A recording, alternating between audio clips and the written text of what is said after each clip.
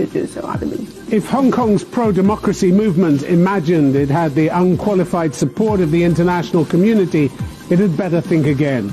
The British government has slammed what it called a hard core of demonstrators, warning that their violence was unacceptable and had to stop. My guest this week here in Berlin is Joey Siu, a pro-democracy activist and spokesperson for a number of student unions in Hong Kong. Shouldn't her movement now accept that it's time to make a deal with the Hong Kong government before that too becomes impossible?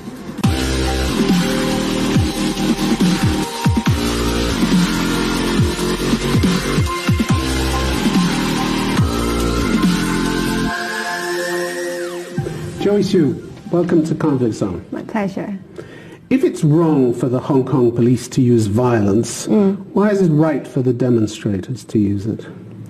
Well, first of all, I don't think the level of violence used by the protesters are based on the intention to attack anybody. I believe the intention of using violence is only to protect ourselves, because seeing that the police had been beating up protesters without a reason when the police So you're saying they retaliate?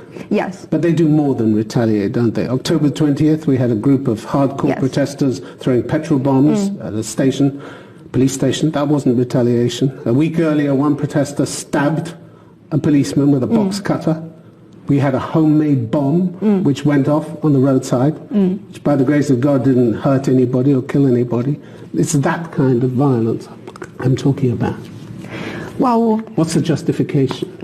Well, I believe the justification is because when protesters realize that peaceful demonstrations and marches are no longer useful in calling the government to respond to their demands, I believe that is the reason why they're trying to use violence to express their anger, express their furious against the police force. But this is random violence we're talking about, random violence. Yes, and I agree that in all means we should try to use peaceful means to cover the response for the government, and I believe the usage of violence would not be the resolution of forcing the government to respond to our demands. So you're saying the people who use violence are now out of control?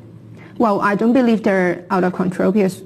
Well, one of your fellow protesters talked to the London Financial Times last month. He's called Mark. He's 17 years old. He said, I feel like we can't restrain ourselves anymore. The hatred towards the police is growing stronger and stronger. Can't restrain ourselves. That sounds very much like someone and a movement which is getting out of control. I believe that it's only some individual cases. I believe on a common ground that most of the protesters are still doing things based on a reason. For example, like they vandalize MTR stations, they vandalize those restaurants or other shops that are related to Chinese-funded companies because... Well, we'll come on to that a bit later. I want to talk to you about the measures you use. But some of your leading figures are worried by the violence, aren't they? Johnson Young, who was an organizer of the 2014 Umbrella Movement, he said, every stakeholder should take action immediately if we don't want the violence to escalate to a point where there's no turning back. But why don't you stand up and say, enough with the violence? Well, I believe one of the principles among the protesters is about no splitting and no condemning any of our protesters, even though the level of violence they use seems to be like escalating and might be posing some harms to the others. So you maintain almost Chinese Communist Party unity. That's vital for you, is it? I think nobody that is can argue, nobody can talk, nobody can dispute. Well, we do argue and we do discuss about our actions, and even after those vandalizations, we've got some discussions online on the online forums about, and we did reflections on our actions. So I believe there are... But the violence still goes on. Who can stop it? Who can order it to stop? Well, I believe nobody can try to stop it unless... Nobody. So it's out of control then if nobody can stop it. Unless when the younger generations and together they're willing to stand up together with the older generations, for example, for student leaders together with some significant leaders from the pro-democracy side. When these leaders try to stand up together and say, now we have to do something peaceful and to stop the violence, I believe that might be a way to stop the violence. And another thing... That sounds pretty tentative. That sounds pretty tentative, pretty difficult. Once the train is rolling, nobody, it seems, in your group can stop it. That's dangerous, isn't it? Yes, I agree. So that's why we had been organizing peaceful marches and rallies to try to switch the tactics that we are using on protesting to call for the government to respond to our demands. And I believe everybody in the society had been working very hard. For example, like we are organizing general strikes. We had been organizing class boycotting campaigns because we would like to try to explore other peaceful means so that we do not have to use violence. If in the meantime you should, God forbid, kill anybody, an innocent passerby or a policeman, your movement's finished then, isn't it? Your international support will evaporate overnight. Yes, I agree. And you're prepared to take that risk? And you won't come out in public and say, we need to stop this. The British government has slammed, last week, has slammed what it called a hardcore minority, said the violence was unacceptable. This is the sound of your international support wavering and leaving you, isn't it? Yes, well, I believe the escalation of violence and those violent scenes would definitely be very concerning to the international society when all the free world countries are advocating using peaceful means to bring the situation to a result. But they're telling you you've gone too far already. Doesn't that matter? Well, of course that matters, but I think the most important thing is about how can we hold our government accountable and how can we bring them to respond to our demands. What about the judiciary? You've had criticism from judicial institutions in Hong Kong, pretty heavy criticism. These are the bodies that enjoy considerable respect around the world for their impartiality. Again, if you're losing them, this is a really bad sign for you. The Law Society, for instance, said all forms of unlawful violence, particularly against the police, the use of petrol bombs against the police, as well as the apparent attacks on the families of police officers and bullying of their children at school. Do you approve of those methods? Bullying the children of police officers at school? Well, I don't agree with those methods. But still, we stick to a principle of no splitting. So you don't agree with the violence and you don't agree with the bullying of the children. Doesn't sound as though there's much you agree with, but you'll stay silent anyway. No, we had been advocating using peaceful means, for example, like peaceful rallies, marches to express our concerns and demands. But the point is that we do not publicly condemn those actions, but still we try to use our peaceful means, to use our own peaceful means to try to switch the tactics. And yet others are using intimidation, mafia-style intimidation. We have a report of one teenage daughter of an officer being harassed by an adult while she was playing sport. They said to her, what your father is doing is disgusting. Since when are children responsible for the actions of their parents? Well, first of all, I don't think any family members of those police officers should be responsible for their own disgusting actions. And But you're making them responsible. Some of your people are making them responsible, bullying them, harassing them. Well, I believe that is happening, but Well, the Law Society says it's happening. They accuse you of it. Yes, I can't deny that it is actually happening, but still we're trying to use peaceful tactics to bring the situation to a resolution. And I believe like bullying family members would not be a very good way to solve the situation. The Hong Kong Bar Association said your attack on the Hong Kong airport constituted serious obstruction and was in open defiance of injunctions granted by the courts. In other words, you broke the law. Do you want to live in a state governed by the rule of law or only the laws that you like? Of course, I would like to live in a state of rule of law.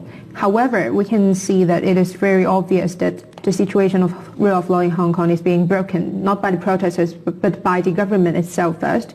And I believe that's why protesters are marching on the street, are taking onto the streets, even though they know that it will break the law.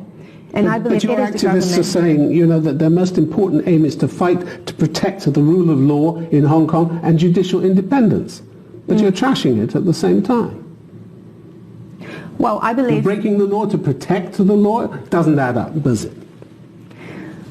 Well, it is the government that forces us to take on the streets and to break the laws. It is not the protesters' intention to break the law. Nobody forces you to break the law, do they?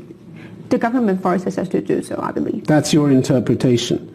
But here are these judicial institutions warning you that criminal contempt, as they put it, impedes the administration of justice and, if unchecked, will inflict grave and irreparable damage to the rule of law in Hong Kong. Grave and irreparable damage. That's what they think you're doing to Hong Kong. Doesn't that matter? Well, of course that matters. But as I have mentioned, what matters the most is about whether we can actually bring a change to our political structure and our government structure. And that would be the common goal and would be the most important goal for us to achieve for this, at this moment. And I believe even for the Department of Justice itself isn't being totally independent for now. After the hangover of Hong Kong from the British government to the Chinese government, we can see that our core values are judicial systems being encroached by the Chinese government. We can see from the recent prosecutions that the Department of Justice is only prosecuting and putting those protesters on court while they are... But you still have independent judges. You still have independent courts. Well, in terms of system, they are independent. However, we can see that they're actually being very heavily influenced by the Chinese government, that they're sidestepping these cases of, for example, like the 21st July Yuen Long cases. They're not prosecuting, they're not taking any of the trials to the court, while they had been politically prosecuting so many of the protesters. Okay, well, those are prosecution decisions. Joey Sue, if you ever sat down with the government and held a dialogue, who would hold the talks for your side? Who could authorize compromises that are essential in any kind of political dialogue? Who in your movement could actually sit down and authorize compromises?